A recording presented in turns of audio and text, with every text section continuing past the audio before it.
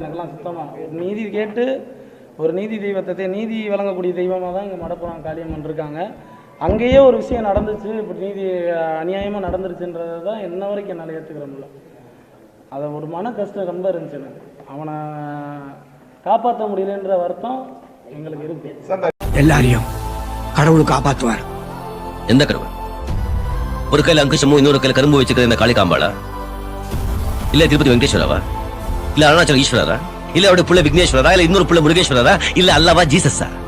யார் காப்பாத்துறாங்க? இருந்தா தானே காப்பாத்துறதுக்கு. இருந்திருந்தா அவங்க பேர்லயே இத்தனை பேரையே அடிச்சு சாகாங்க. கடவுள் இல்ல, நம்மள நாம தான் காப்பாத்திக்கணும். உருமினாதான் சிங்கம், உருண்டாதான் பூமி, உதவினாதான் கடவுள். கடவுள் இல்லடா, கடவுள் இல்லடா, கடவுள் இல்லவே இல்லடா.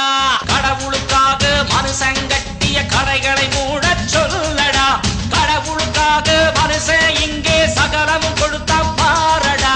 மனுஷனுக்காக கடவுள் இங்கே என்ன கொடுத்தான் கூறடா.